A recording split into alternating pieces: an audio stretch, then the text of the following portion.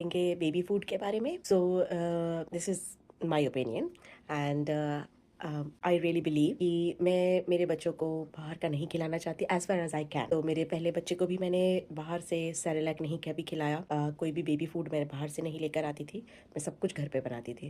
And same way मैं मेरे दूसरे बच्चे में भी कर रही हूँ। And I have recently started working, so to be honest it is difficult. So today I am gonna share how I am doing it. तो मेरा जो बच्चा है अभी वो 9 मंथ्स का है और मैं उसको सब कुछ ही खिलाती हूँ, मोस्ट ऑफ द थिंग्स भी खिलाती हूँ, बस स्पाइस नहीं रहता है उसमें और नमक नहीं रहता है और शुगर भी नहीं रहता है। So I give him chicken with broccoli potatoes. तो कुछ फूड मैं उसको फ्रेश बना के भी देती हूँ when ever it is possible for me.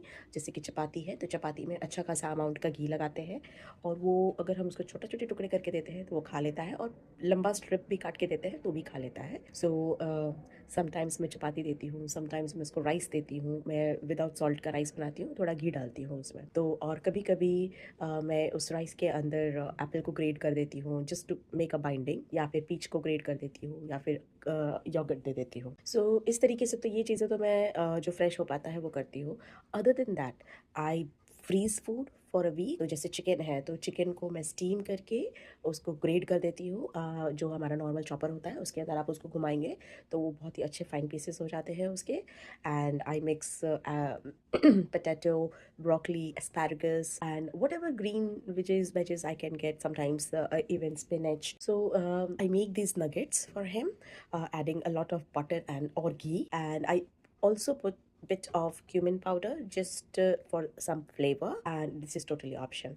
But these nuggets really help me with regular work because I leave my house by 7:30 in the morning.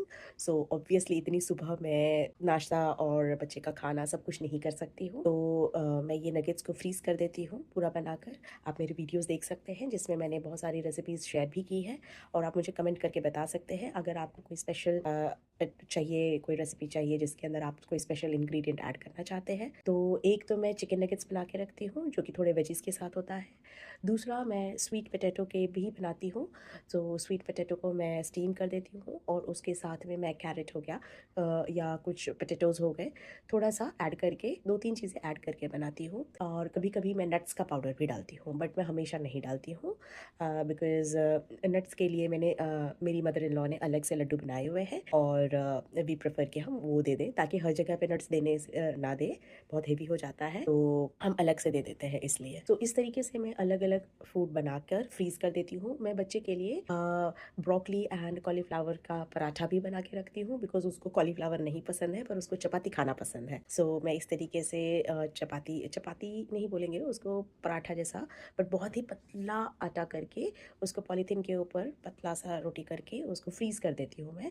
And जो कि बटर पेपर रख सकते हैं आप बीच में उसके, और बस जब भी उसको खाने का मन होता है मैं फटाफट एक रोटी निकाल कर उसको गर्म कर देती हूँ, मेरी मदर इन लॉ हैं वो कर देती हैं। So it makes your life easy. And secondly is आप बाहर का प्रिजर्वेटिव वाला फ्लेवर वाला खाना देने से अच्छा है कि आप एक दिन बैठ के थोड़ा सा खाना बना लें और उसको फ्रीज कर दें, और फिर जब भी आपके बच्चे को चाहिए आप उसको दे सकते हैं। तो और उसके अंदर उसका कोई न्यूट्रिशनल वैल्यू भी कम नहीं होता है। तो I hope it helps you how I do it. And I'm honestly telling, my baby loves it.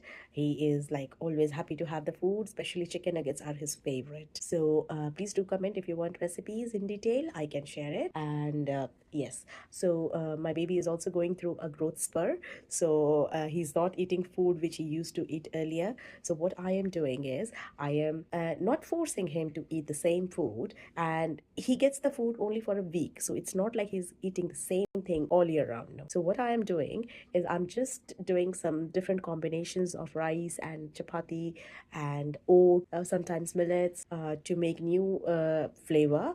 I sometimes put ginger powder, a little bit of ginger powder, just to give him a different flavor, which is not very overpowering on the flavor of vegetables. So yes, I'm dealing with growth spur, but I think he's doing much better now because of the change of flavors. So please do comment if you want to discuss anything, or if you want me to tell share my experience with you in any way. And if it helps you, please subscribe my channel and comment if you like my videos. Thank you. Bye bye.